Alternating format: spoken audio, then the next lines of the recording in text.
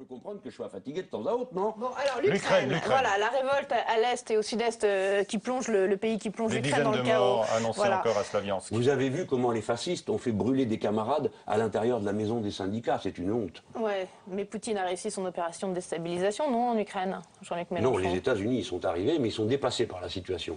Alors, je sais, je connais le numéro, je suis poutinien, blabla. Mettons ça de côté, si on réfléchit sérieusement. Nous avons, dans cette région du monde, la fin de l'Empire soviétique n'a jamais été négociée. Donc, les choses se recalent. Bon, on a intérêt à y faire preuve d'intelligence et d'esprit pacifique, n'est-ce pas? C'est le contraire de la méthode qu'ont pratiquée les États-Unis d'Amérique en essayant d'avancer les frontières de l'OTAN jusqu'aux portes des bases russes en Crimée. Bien. C'est ce qu'essaye aussi de faire la Russie aujourd'hui en essayant de faire avancer les frontières. Pardon? C'est aussi ce qu'essaye de faire la Russie aujourd'hui. Est-ce que vous supportez qu'on n'ait pas cet avis? Est-ce que vous tout à fait, mais j'ai le droit aussi non, vous n'avez pas le droit parce que ce n'est pas vrai. Hein. L'initiative d'étendre les frontières de l'OTAN à l'intérieur de l'Ukraine et de la Crimée n'est pas venue d'une initiative des Russes, mais des Nord-Américains. Il se trouve qu'une nouvelle fois, en Ukraine comme en Géorgie, ils sont débordés par des ultranationalistes. Au départ, en Ukraine, on a une révolte populaire que je soutiens, une révolution sociale contre les oligarques, les pourris et les corrompus, qui sont revenus au pouvoir. Avec effectivement quelques nationalistes. Oui, 6 ministres d'extrême droite, nationaux socialistes, c'est en détail. Imaginez que la même chose arrive chez M. Poutine et on verrait ce que vous diriez. Alors, qu'a fait M. Poutine? Je ne dis pas qu'il a raison.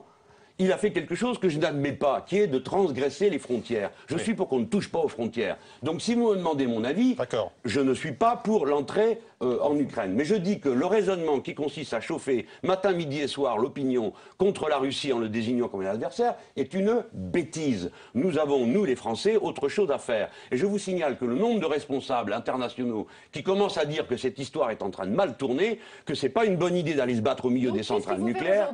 Il faut Pardon? Qu'est-ce qu'il faut faire? On fait quoi aujourd'hui? Ah oui, voilà. Parce que on vous pose la question. Les sanctions économiques de l'Occident. Absurde. Les sanctions économiques sont ridicules et absurdes. Voilà. Ban Ki-moon, le secrétaire général de l'ONU, qui propose une médiation. Absurde aussi? Ça, c'est bien.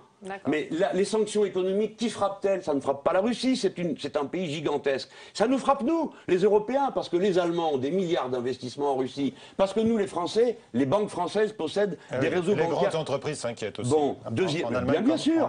Ensuite, la situation est absurde parce que c'est une guerre civile au milieu de centrales nucléaires. Dois-je rappeler comment la dernière fois on a réglé le cas de Tchernobyl? Des milliers, des dizaines de milliers de Russes sont allés mourir pour empêcher le cœur d'exploser et toute l'Europe d'être contaminée. Par conséquent, ce n'est pas être un poutinien que de dire qu'il ne faut pas faire la guerre. Il ne faut pas faire la guerre, il faut négocier. Donc il faut faire des concessions aussi aux Russes. Mais ils n'en demandent aucune, autre que la garantie de leurs frontières. Vous n'avez qu'à lire ce qu'ils écrivent.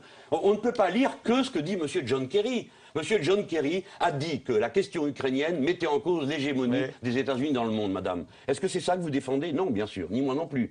Nous ne défendons pas l'hégémonie des Nord-Américains dans le monde. Nous défendons la paix, la tranquillité et le développement harmonieux des peuples. Donc vous êtes un pacifiste?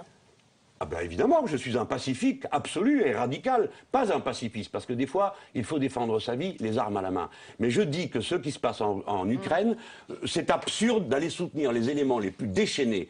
Bien sûr que les Russes agissent et se donnent des garanties, bien sûr qu'on ne doit pas approuver le fait qu'ils violent les frontières. Mais en attendant, il faut comprendre pourquoi ils agissent de cette manière si vous voulez qu'une médiation aboutisse. Si vous pensez que c'est seulement de l'impérialisme, vous ne comprenez rien à la situation.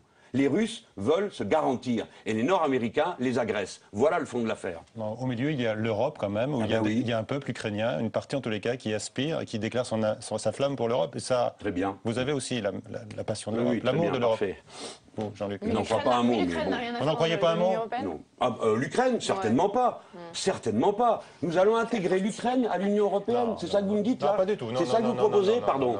Qu'est-ce que vous proposez? On pose la question. Qu'est-ce que l'Ukraine viendrait faire dans l'Union européenne? On ne veut déjà pas de la Turquie, mais on va faire entrer l'Ukraine. C'est-à-dire, on ne veut pas d'un pays développé comme la Turquie, pour les raisons que vous connaissez.